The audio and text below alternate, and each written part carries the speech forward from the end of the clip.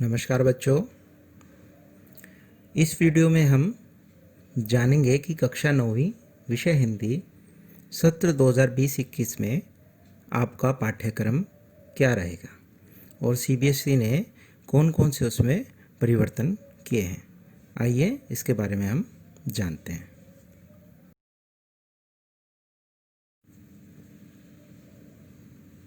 बच्चों, आइए हम आपके पाठ्यक्रम के बारे में बात करते हैं। आपका 9वीं कक्षा में हिंदी का जो प्रश्न पत्र आएगा, पहले वो जान लेते हैं कि वो किस तरह से आएगा। देखिए, आपका प्रश्न पत्र जो है वो 80 अंकों का होगा। वो 80 अंक आगे कैसे विभाजित होंगे वो आप ध्यान से सुनिए। उसमें सबसे पहला जो प्रश्न होगा वो आपका अपठित गद्यांश को लेकर होगा। आपको एक गद्यांश दिया होगा, आप उसको पढ़ेंगे और उसको पढ़कर उसमें जो नीचे प्रश्न दिए हुए होंगे उसके उत्तर आपको देने होंगे। ये कुल 10 अंकों का आएगा। दूसरा प्रश्न आपका व्याकरण आधारित होगा। इसमें आपसे नीचे व्याकरण आधारित प्रश्न दिए होंगे, उनके आपको उत्तर देने होंगे। और वे प्रश्न कौन कौन से टॉपिक में से पूछे जाएंगे व्याकरण के, वो जान लेते हैं। वो होंगे उपसर्ग 2 अंक, प्रत्यय 2 अंक, समास 4 अंक, अर्थ की दृष्टि से वाक्य भेद 4 अंक, अलंकार 4 अंक। और अलंकार में भी कौन कौन से अलंकार शामिल हैं? शब्दालंकार में अनुप्रास हो गया, यमक और श्लेष। अर्थालंकार में उपमा, रूपक, उत्प्रेक्षा, अतिशयोक्ति और मानवीकरण अलंकार। इस तरह से आपके पूरे व्याकरण आधारित जो प्रश्न हो जाते हैं वो 16 अंकों के हो जाते हैं। आइए अब हम आ जाते हैं पाठ्य पुस्तक पर। क्षितिज भाग 1 और कृतिका भाग 1। क्षितिज में से आपके जो गद्य खंड के जो पाठ हैं उनमें से किसी भी पाठ में से एक आपको पठित गद्यांश दे दिया जाएगा। उस गद्यांश को पढ़ के आपको उत्तर देने होंगे। उसका कुल अंक है 6, यानी कि आपसे 2-2 अंकों के 3 प्रश्न पूछे जाएंगे, उस गद्यांश पर आधारित होंगे। उस गद्यांश को पढ़कर समझकर आपको उन 3 प्रश्नों के उत्तर देने होंगे। फिर आपसे 4 प्रश्न पूछे जाएंगे। गद्य खंड के जो आपके पाठ थे उन पाठों में से आपसे 2-2 अंकों के 4 प्रश्न पूछे जाएंगे। अब हम आ जाते हैं काव्यखंड पर।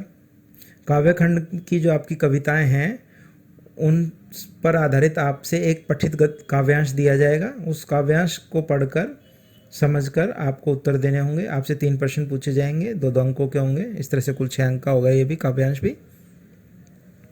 और आपके काव्यखंड की कविताओं से आपसे 4 प्रश्न पूछे जाएंगे।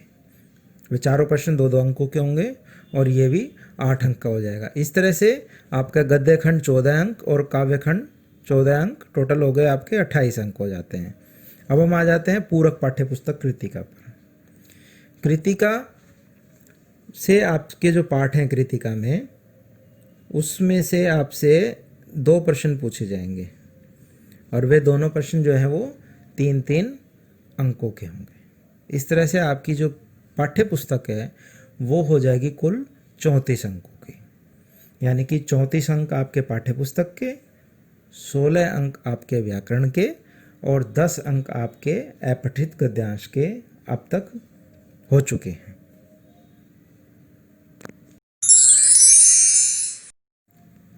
बच्चों, आइए अब जानते हैं रचनात्मक लेखन के लिए। रचनात्मक लेखन में आपका क्या क्या आएगा? पहले आता था एक 10 अंकों का निबंध लेखन, लेकिन अब उसको हटाकर 5 अंक का अनुच्छेद लेखन कर दिया गया। उसके बाद आता है आपका पत्र लेखन।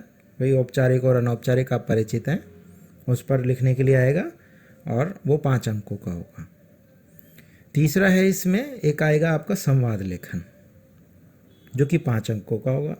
संवाद लेखन क्या होता है? जैसे 2 व्यक्तियों के बीच में संवाद हो जाता है, आपस में जो वार्तालाप कर रहे हैं, जो बातचीत कर रहे हैं, उसको लिखना।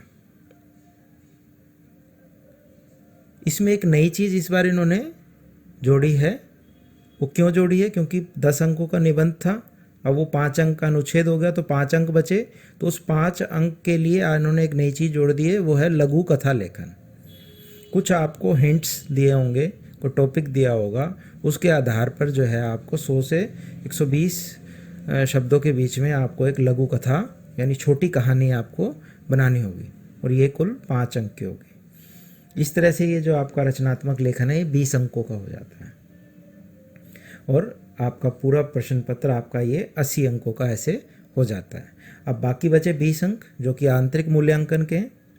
प्रश्न पत्र आपका बाह्य मूल्यांकन था और 20 अंक आपके आंतरिक मूल्यांकन के लिए है। उसको किस तरह से इन्होंने किया है, इसको 2 भागों में बांटा है। 10-10 अंकों के 10 अंक श्रवण और वाचन के हैं और 10 हैं परियोजना कार्य के लिए। श्रवण और वाचन आपके कक्षा में आपसे जो आपके अध्यापक एक्टिविटीज़ करवाएंगे उसके आधार पर जो है इसका मूल्यांकन होगा। और परियोजना आपको एक लिखने के लिए दी जाएगी, कोई टॉपिक आपको दिया जाएगा, उसके आधार पर आपको एक जो है अपनी परियोजना तैयार करनी है और उसके आधार पर आपका आगे फिर मूल्यांकन किया जाएगा। इस तरह से ये 20 अंक हो जाते हैं। आइए अब हम इसी में आगे जानते हैं कि सीबीएसई ने आपके पाठ्यक्रम में से कौन कौन से पाठ हटा दिए। देखिए काव्य खंड में कबीर की साख्या एवं शब्द, देखिए इसमें कंफ्यूज ना हो, इसको नहीं हटाया गया है। इसमें सिर्फ आपका जो शब्द है दूसरे वाला उसको हटा दिया गया है बस, बाकी ज्यों का त्यों है। सुमित्रानंदन पंत की कविता ग्रामश्री, केदारनाथ अग्रवाल चंद्र गहना से लौटती बेर, सर्वेश्वर दयाल सक्सेना मेघ आए, चंद्रकांत देवताले यमराज की दिशा, ये कविताएं हटा दी गई हैं। लेकिन कबीर को पूरा नहीं हटाया गया है, सिर्फ उसका जो शब्द 2 है वो हटा दिया गया है, बाकी ज्यों का त्यों है। अब आ जाते हैं गद्य खंड में, देखते हैं कि क्या क्या हटा है। श्यामाचरण दुबे का उपभोक्तावाद की संस्कृति, चपला देवी की नाना साहब की पुत्री देवी मैना को भस्म कर दिया गया, महादेवी वर्मा मेरे बचपन के दिन, हजारी प्रसाद द्विवेदी एक कुत्ता और एक मैना, इन पाठों को जो है हटा दिया गया है। ये पाठ सिर्फ पढ़ने के लिए है, लेकिन इनमें से परीक्षाओं में आपसे कोई प्रश्न नहीं पूछा जाएगा। कृतिका पर आ जाते हैं। कृतिका में फणीश्वर नाथ रेणु द्वारा लिखित इस जल प्रलय में और शमशेर बहादुर सिंह द्वारा लिखित किस तरह आखिरकार मैं हिंदी में आया, इनको हटा दिया गया है। यानी कि ये भी दोनों जो पाठ हैं वो पढ़ने के लिए हैं सिर्फ, लेकिन इनमें से आपसे कोई भी प्रश्न नहीं पूछा जाएगा। बच्चों, उम्मीद करता हूँ कि आपको अच्छी तरह से ये जो संशोधन है सीबीएसई द्वारा जो किया गया है और आपका पूरा पाठ्यक्रम क्या रहेगा इस सत्र में आपको अच्छे से समझ में आ गया होगा। पूरा भार विभाजन आपको समझ में आ गया होगा। मैं चाहूँगा कि आप मेरे इस YouTube चैनल को लाइक, शेयर, सब्सक्राइब और कमेंट करना ना भूलें, ताकि समय समय पर मैं आगे जो भी वीडियोज़ डालूँगा वो आपको मिलती रहे। तब तक के लिए धन्यवाद।